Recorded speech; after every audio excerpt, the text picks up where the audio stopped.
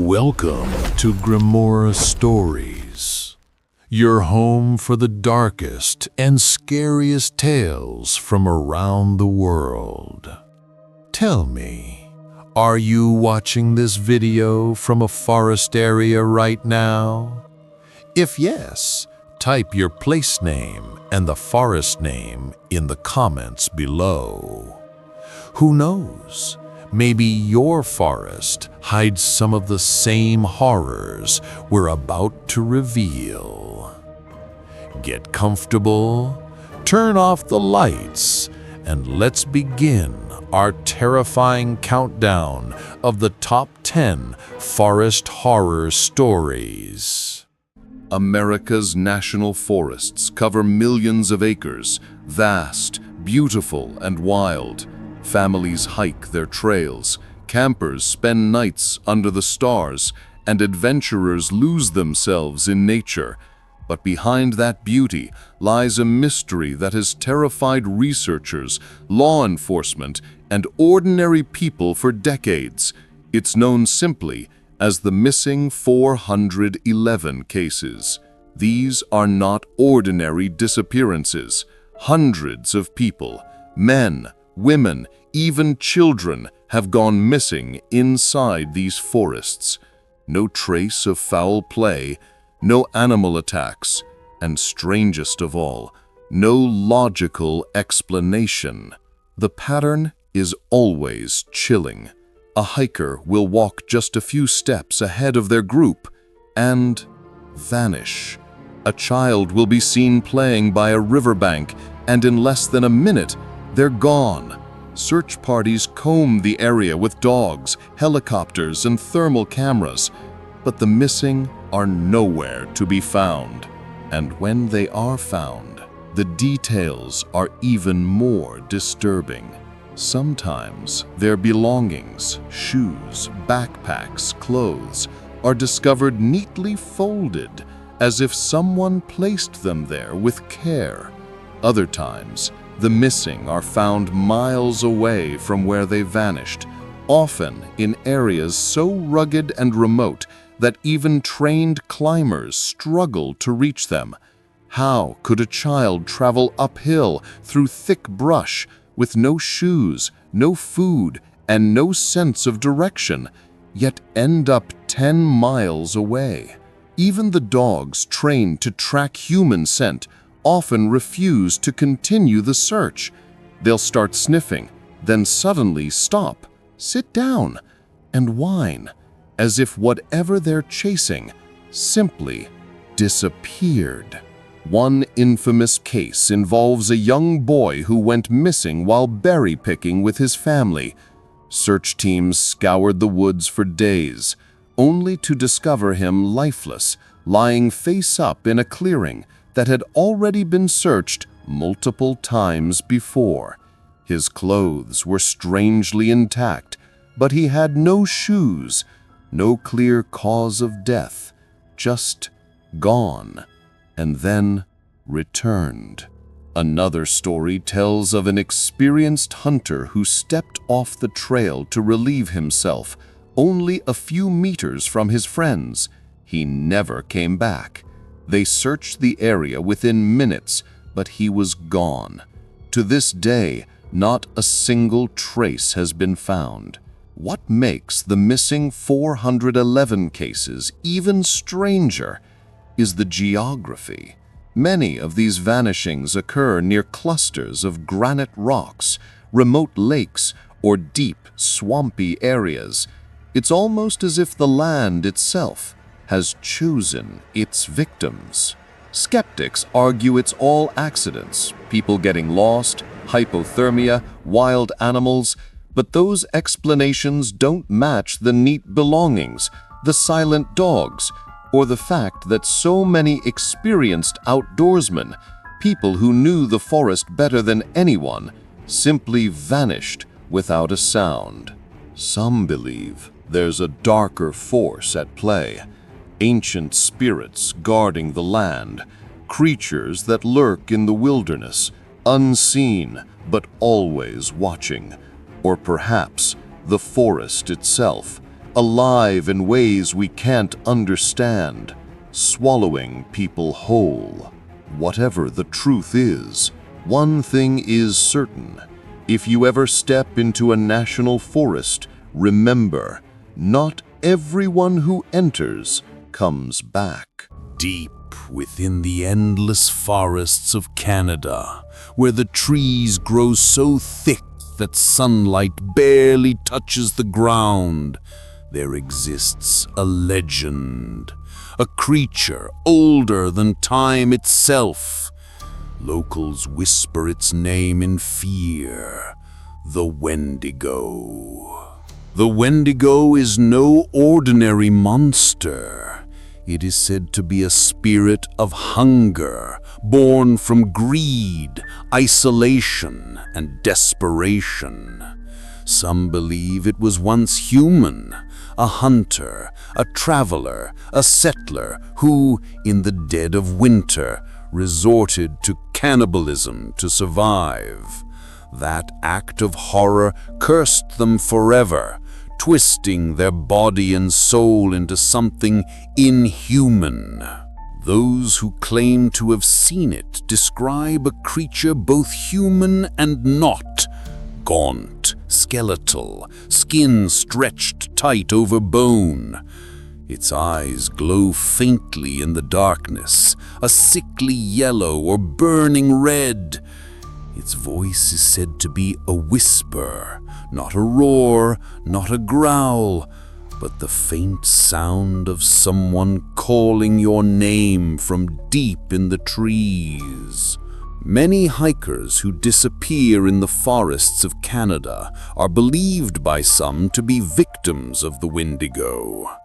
Survivors often share a similar experience.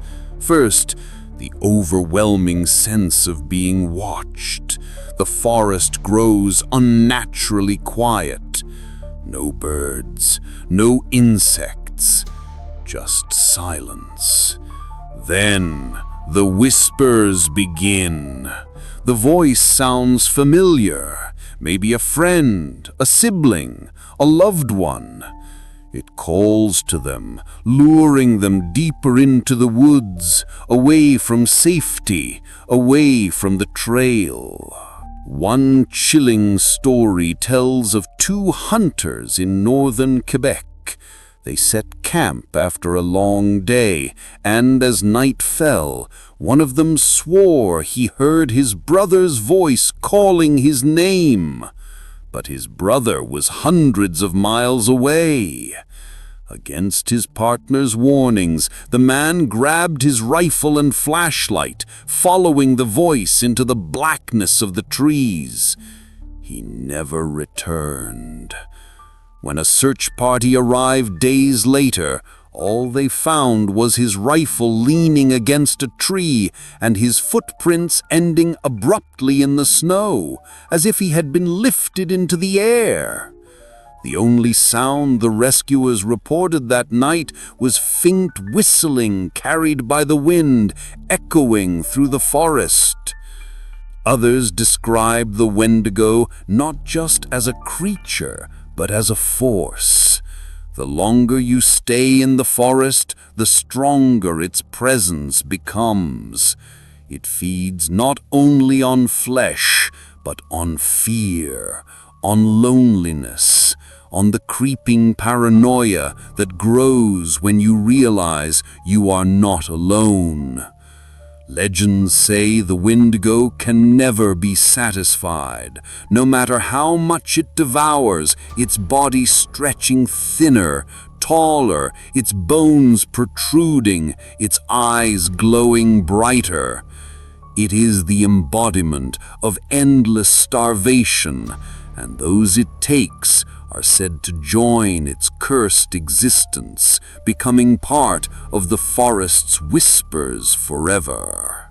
So if you ever find yourself hiking in the deep Canadian woods and the trail suddenly goes silent, if you hear a voice calling your name from the darkness, do not answer, do not follow.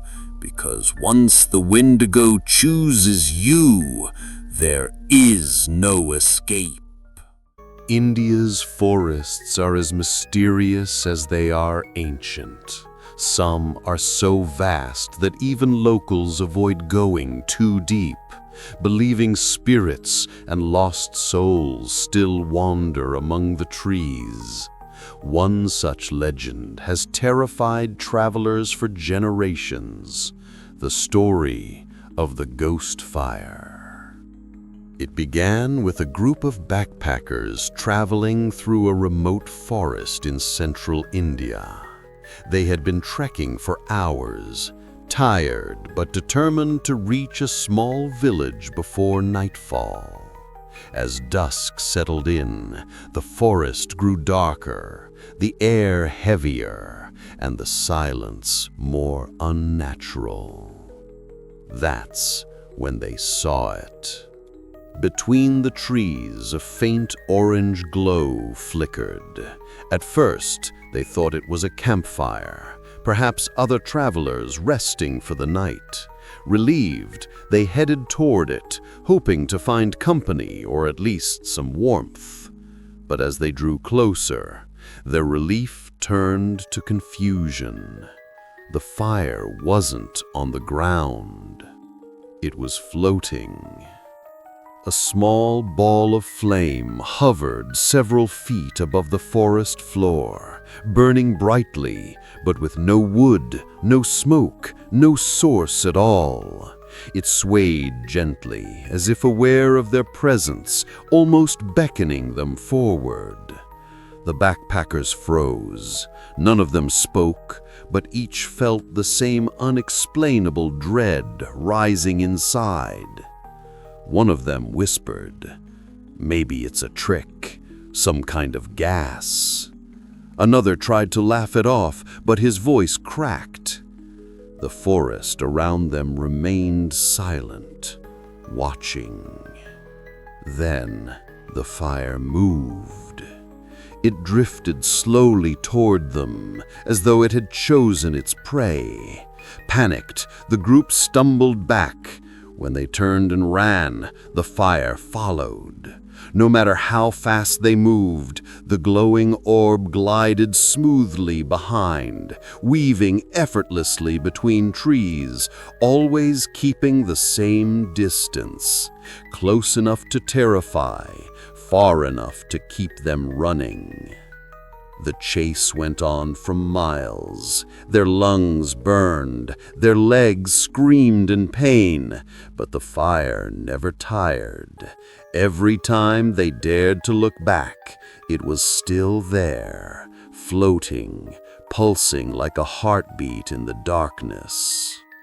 At last, just as suddenly as it had appeared, the fire vanished.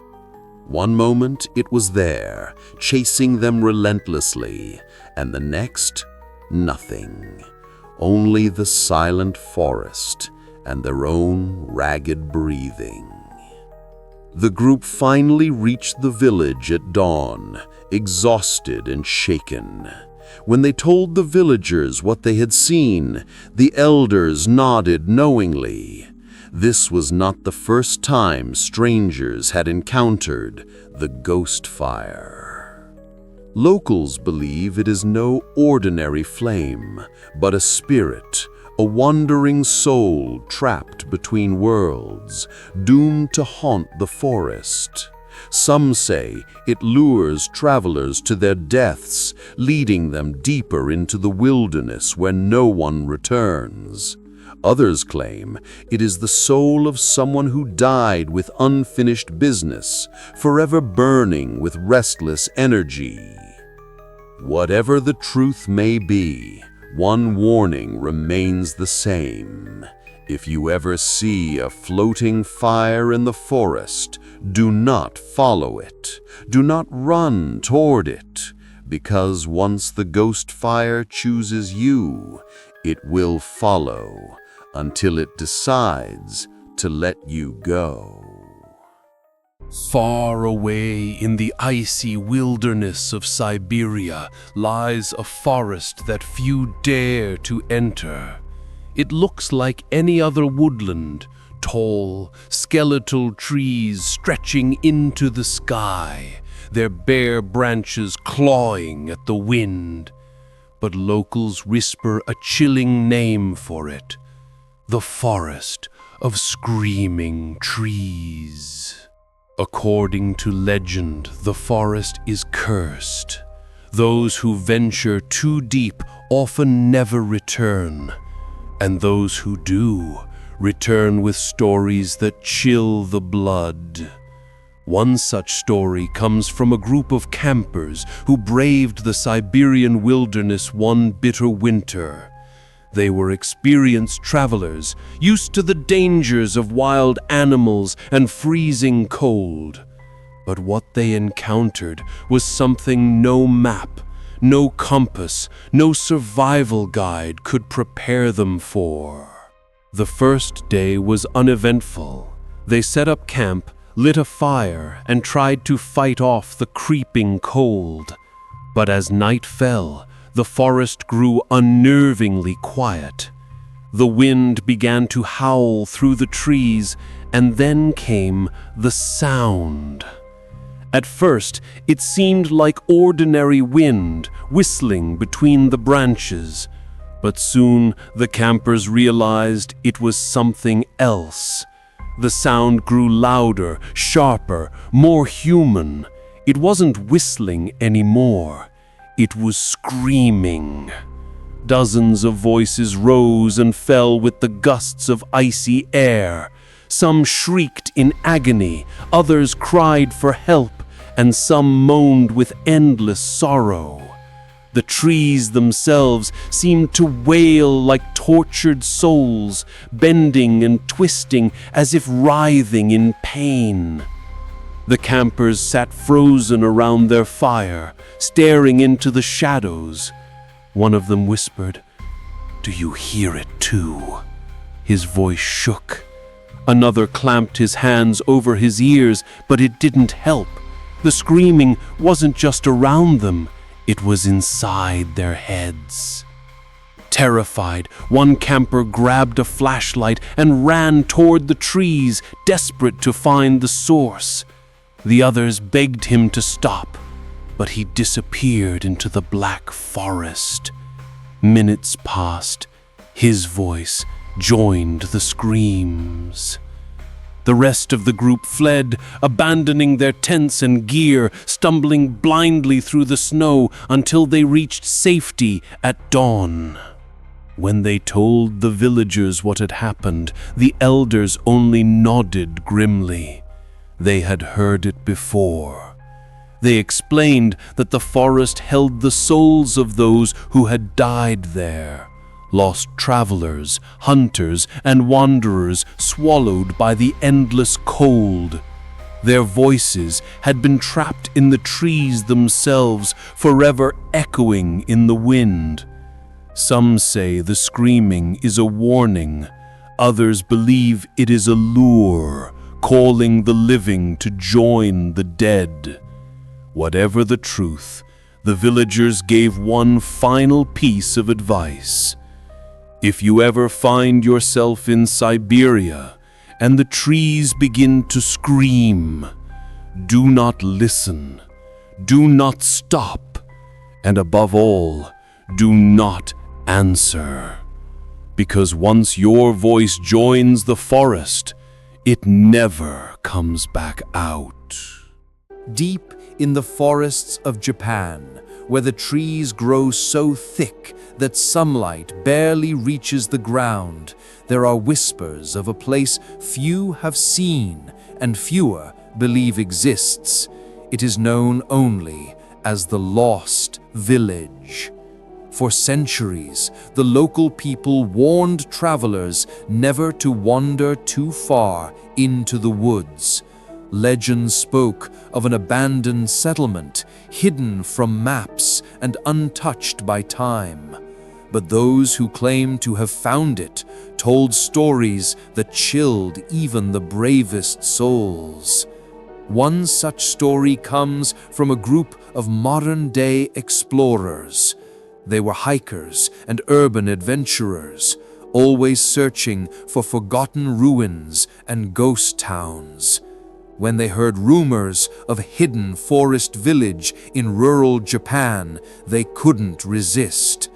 Armed with little more than flashlights and backpacks, they set off into the dense wilderness. The forest swallowed them whole. Hours passed with no signs of paths or trails, only endless trees and the unsettling feeling of being watched. But then, almost by accident, they stumbled into a clearing. There, half buried in vines and moss, were the crumbling remains of houses. The explorers could hardly believe it. Wooden beams sagged under years of rot. Stone lanterns lay broken, and roof tiles were scattered across the forest floor. It was a village, silent, abandoned, forgotten. But the strangest discovery awaited them inside one of the houses. The house was dark, its paper walls torn, its floorboards creaking under their steps. On the back wall, nailed upside down, was a doll. Its porcelain face was cracked, one eye missing, and its tiny kimono hung in tatters. The explorers froze, uneasy. Who had left it there, and why? They quickly left the house and the village, shaken but excited about their discovery. They promised themselves they would return, this time with cameras to document the ruins. Weeks later, they kept that promise. With equipment ready, they retraced their path into the forest. But when they reached the clearing, they stopped in disbelief. The ruins were gone. No collapsed houses, no broken lanterns, no upside-down doll. Only trees. Thick, endless trees, as if the village had never been there at all. Some of them laughed nervously, suggesting they must have taken the wrong path. But the leader shook his head. He had marked their route carefully. They were standing in the exact same spot. The lost village had simply vanished. Locals say the forest hides what it wants to hide. Some believe the village only appears to those the spirits choose, and that the doll was a warning to leave and never return. Others whisper that those who find the village once are always being watched, and one day the forest will call them back, not to visit, but to stay forever. So if you ever wander the deep forests of Japan and stumble across old ruins where no map shows a village, remember this: do not touch anything. Do not linger. And whatever you do, do not look too closely at the dolls. There are some legends that cross borders, whispered in different countries with the same unsettling details. Among the most terrifying of them all is the story of the black-eyed children. It was late one night on a lonely forest road. A man was driving home after a long day of work. The woods pressed close on either side of the road, his headlights cutting through the darkness like knives. The only sound was the steady hum of his engine. Up ahead, he noticed two small figures standing at the side of the road. At first, he thought they were children lost in the forest. They wore plain clothes, their heads bowed, their posture strange. Concerned, he slowed down and pulled over. One of the children stepped forward. In a soft voice, the child asked if he and his companion could get a ride. He hesitated. Something about the way they spoke didn't feel right. Too calm, too rehearsed, as if the words were being recited. Still, they looked young, and he felt uneasy leaving them alone in the dark. As he leaned closer to the window to get a better look, his heart froze. The children lifted their heads. Their eyes were not normal.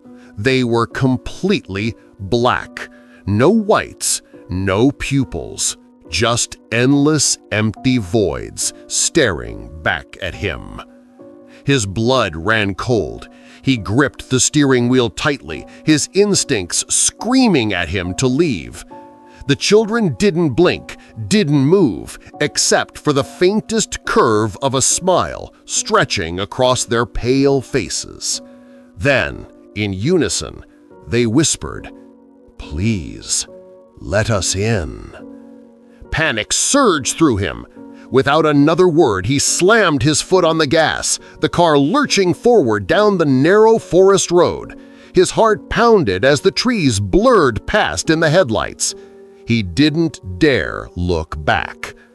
But something compelled him to glance at his rear-view mirror.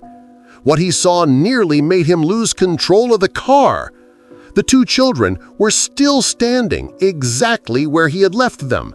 They hadn't moved an inch, yet somehow, impossibly, they were staring straight at him, and they were smiling.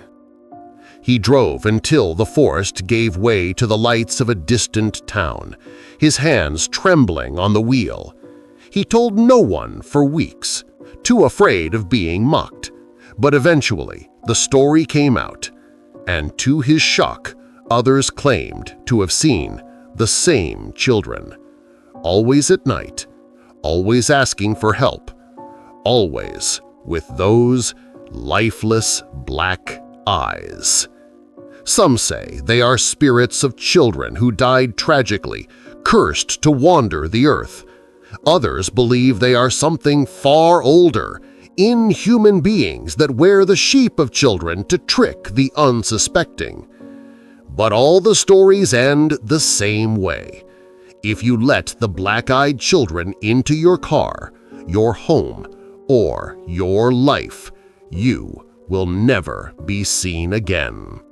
So, the next time you're driving down a lonely road at night and you see two children waiting in the dark, remember this story, and whatever you do, don't stop.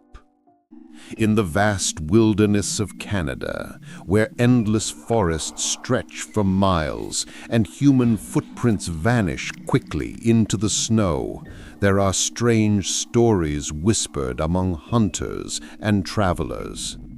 One of the most disturbing tales is that of the cabin with no door. It began with a group of hunters, experienced men who knew the forest well. They had been tracking deer deep in the woods when they stumbled upon something unusual: a small wooden cabin. At first glance, it seemed abandoned and rotten with age. The wood was warped and decayed.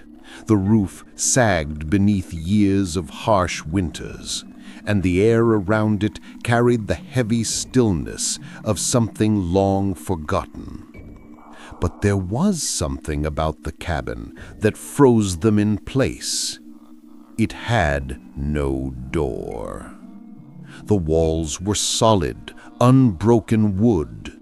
The only features were a few windows, each one completely blackened, as though covered in thick soot from the inside.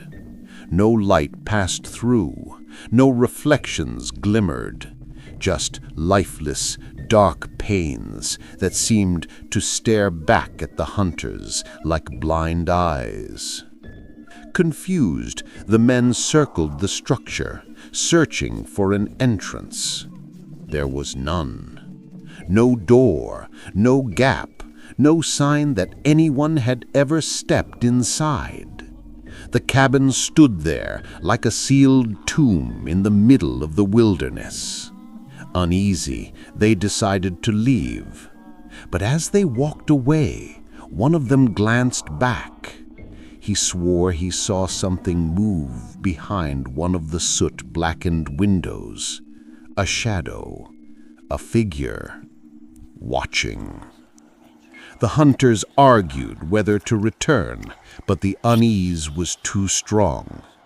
They agreed to leave it alone and return another day, perhaps with more men, perhaps with tools to break inside. Weeks later, true to their word, they returned to the same part of the forest. They remembered the clearing well. They knew exactly where the cabin had been. But when they reached it, their hearts sunk. The cabin was gone. There was no trace of it. No rotting wood, no blackened windows, no foundation stones in the earth. The clearing was empty, as though the cabin had never existed. Shaken, the hunters left quickly and told their story to others.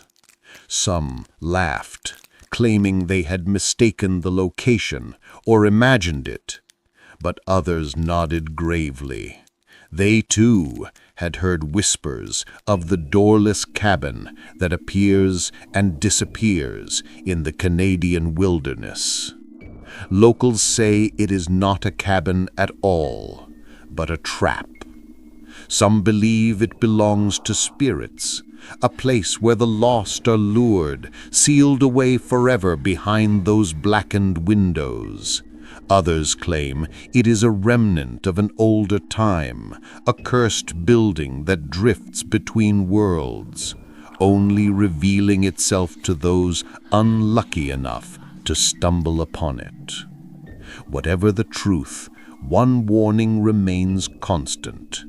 If you ever find yourself deep in the forests of Canada and you see a cabin with no door, do not go near it. Do not touch the windows, and above all, do not wait to see if something inside is watching you. Because by the time you come back, it might already be gone. Deep within the deserts and forests of the American Southwest lies land sacred to the Navajo people. The wind howls through canyons, shadows stretch across the sand, and the wilderness itself feels alive.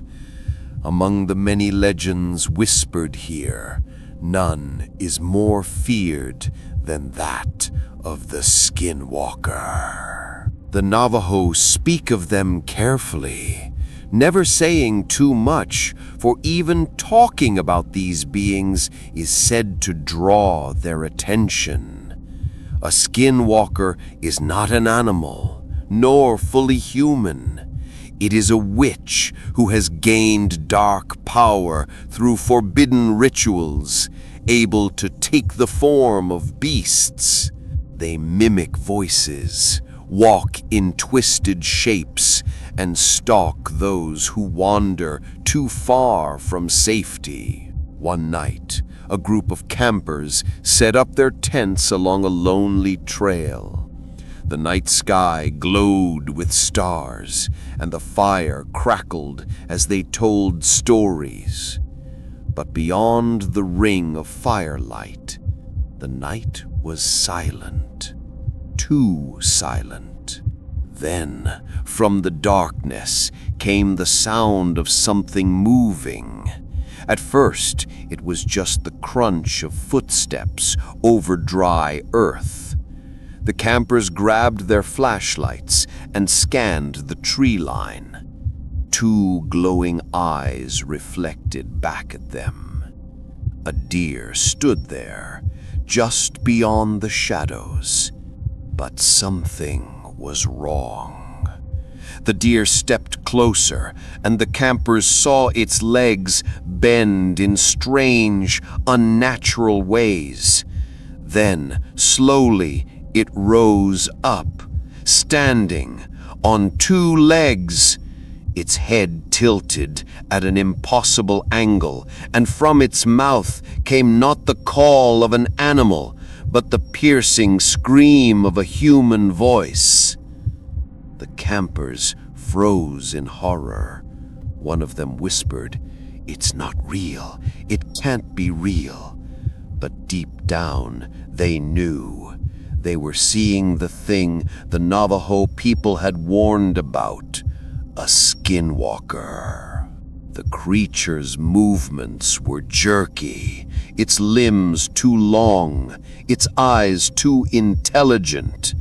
It took a step closer, the human-like scream twisting into words almost, but not quite, understandable. A mocking sound, as though it were trying to copy them. Panic took over. The campers fled, abandoning their fire and tents, running down the trail with only moonlight to guide them. Behind them, the sounds continued, scraping, screaming, and laughter that didn't belong to any human or animal. When they finally reached safety hours later, they tried to explain what they had seen. Locals listened quietly, then gave them a single piece of advice. Never speak of it again, for the more attention you give a skinwalker, the closer it comes. Even today, travelers on the trail claim to hear strange noises at night, hoofbeats that turn into footsteps, voices calling their names, or the sight of animals standing where they shouldn't be, watching with eyes that seem far too human. The desert remembers. The land itself carries the whispers, and the skinwalker waits, lurking just beyond the firelight, where the shadows grow too deep and silence becomes too heavy. So, if you ever find yourself camping in Navajo country, and you hear a deer cry like a human in the dark, don't wait to see what it is, because once it notices you, there is no escape. There's a place deep in Oregon's forests where even seasoned hikers refuse to tread alone. Towering pine trees block out the sky, and the silence is so heavy that every crunch of a leaf feels like an intrusion. One summer morning, a man set out on what was supposed to be a simple day hike. He was familiar with the area, had all the proper gear, and told his friends he'd be back before nightfall. But when he didn't return, search teams were quickly called in. For 3 days, there was no sign of him. The only thing rescuers found were his footprints weaving through the trees, as if he were chasing someone or something that never left any trace. When the man was finally discovered, exhausted and barely able to stand, his story was stranger than anything they expected. He claimed that on the very first night, as the forest grew cold and the shadows lengthened, he saw her, a woman in white. She was standing between the trees, glowing faintly in the moonlight, almost like mist. He called out to her, but she didn't respond. Instead, she turned and walked deeper into the forest. He followed. At first, he thought maybe she was another hiker who needed help, but no matter how fast he moved, she was always just a few steps ahead, gliding smoothly between the trees. Her dress never snagged on the branches. Her feet made no sound on the dirt. For hours he trailed her, convinced she was leading him somewhere. But she never spoke, never looked back. Just that white figure drifting silently ahead of him, pulling him deeper into the forest. On the second night, he began to notice something terrifying. Even though he had been following her closely, there were no footprints in the soil. Only his. The forest seemed to twist and change around him. Trails he thought he recognized became unfamiliar. The woman in white was always there, just ahead, always luring him further from safety. By the third day, he was weak and disoriented. That's when she led him to the edge of a high cliff. The trees opened up, and there she stood, her dress rippling in the wind, staring out across the vast wilderness. He called to her one last time. She turned her head ever so slightly, and for the first time he felt her gaze on him. Cold, empty, inhuman. And then she vanished. No sound, no trace, just gone. The hiker collapsed there, barely conscious, until rescuers found him. When they asked how he had survived 3 days with no food or shelter, he could only repeat one thing: "The woman in white led me." To this day, no one knows who or what he saw. Some say it was a spirit of the forest. Others whisper it was a phantom meant to lure travelers to their deaths. But one thing is certain. When you're hiking in Oregon woods and you see a figure in white drifting ahead of you, don't follow. There are some forests that feel alive, as if the trees themselves are listening, waiting, and watching. In the heart of Oregon's pine wilderness, a group of campers would experience this truth in the most unsettling way. It was supposed to be a weekend escape. 4 friends packed their tents, lit a fire, and settled in for a night under the stars. The air was calm, the forest strangely quiet, too quiet, as if the usual chirping of crickets and owls had been silenced.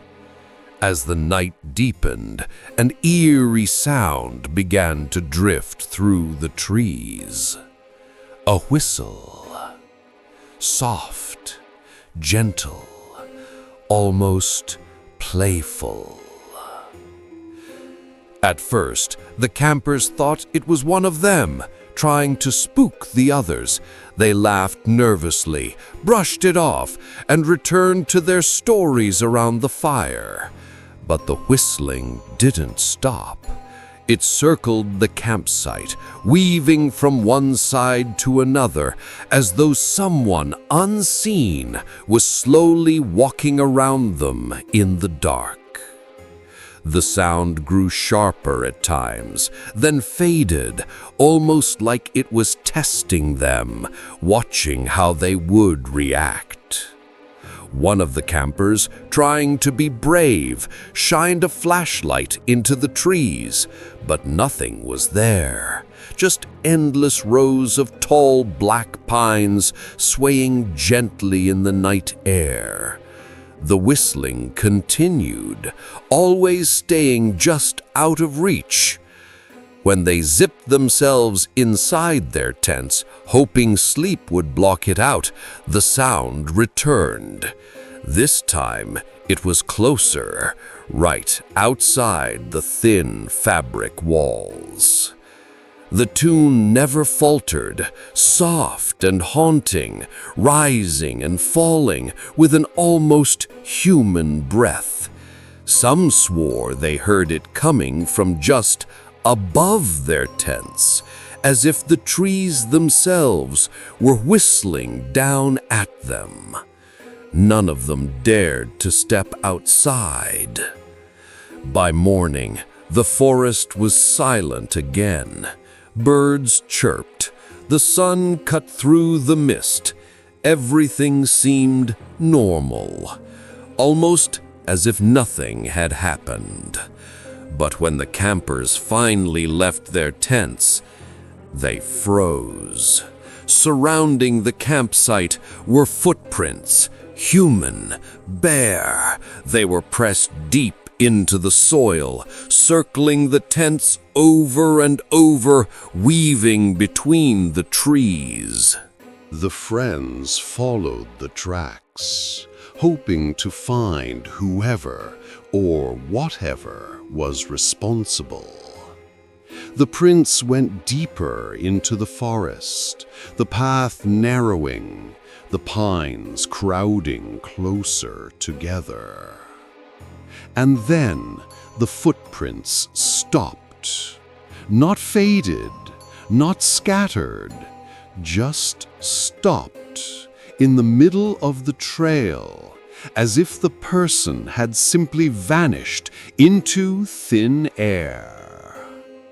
The forest around them was still, too still. No wind, no sound, just the heavy weight of silence pressing down on all sides. The friends looked at each other, their faces pale with fear.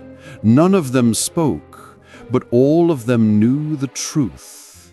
They weren't alone that night. Something had walked among them, something that whistled in the dark, circling their camp like a predator, playing with its prey.